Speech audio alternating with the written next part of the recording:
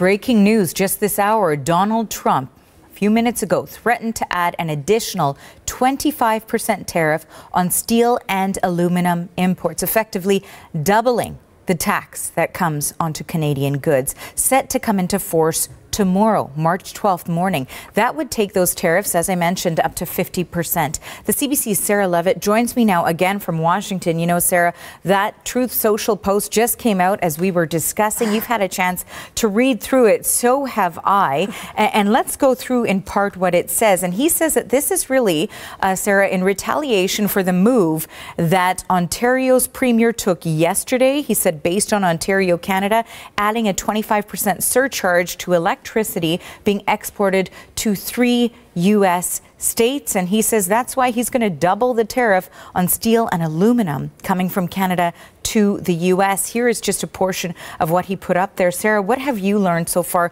digesting these words? Well, you know, there's a lot to unpack here. And, you know, as I can do some fact checking because of prior knowledge, and in some cases I don't know. So we'll go through what I do know. This is essentially a doubling. It is a doubling of those tariffs to steel and aluminum. So going from 25% to 50% as of tomorrow, saying he's definitely going forward with this. What's unclear in all this is that we also have coming in April 2nd, which is was delayed a month after having 1 day on, 25% on all Canadian products. Does that now mean that as of April 2nd, we're going to see 75% tariffs on steel and aluminum? That's not clear from this post, but 50% is already a massive amount. 25% was something the industries were saying is unacceptable. So can you imagine at 50%?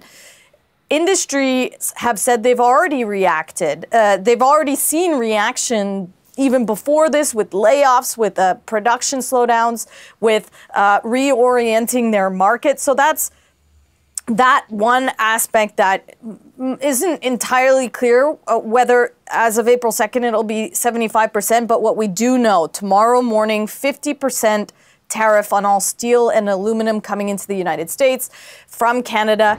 And of course, Trump has said this is in direct response to what the Premier of Ontario, Doug Ford, had said, a 25% surcharge on electricity to some states. And Trump also saying in his post that he's going to declare a national emergency on electricity within the threatened area. So that's just one section of that post. And, you know, in part two, there is so much to this post, really, as you mentioned, to go through. And part of what he says also is that if tariffs in a number of industries, including the surcharge that the Ontario Premier has put on 3 U.S. states with electricity, he says he will, if that's not removed, substantially increase on April 2nd the tariffs on cars coming into the U.S. He says that will essentially permanently shut down automobile manufacturing business in Canada. An important note for our viewers, of course, we know that the U.S. president does put out messages on social media, and then there are also negotiations that take place that are not posted online. One can imagine that there are most likely, although we don't know for certain, conversations happening between Canadian officials and their U.S. counterparts with this message, speaking about how this can be avoided. We have, in other cases, seen 11th hour deals been met. For now, this is what the U.S. president is promising. So we'll have to continue to track that. One other point that was made here is him talking about, again, annexing Canada, reference to the 51st state, saying that the only thing that makes sense is for Canada to become the cherished 51st state. This would make all tariffs and everything else totally disappear. Interesting because, of course, we have discussed before that the U.S. president has used the term economic force, in which he could potentially annex Canada. That was early on in his term, so really not that long ago, but in January. And now, again, this remark that he's making about the 51st state. Let's talk about it.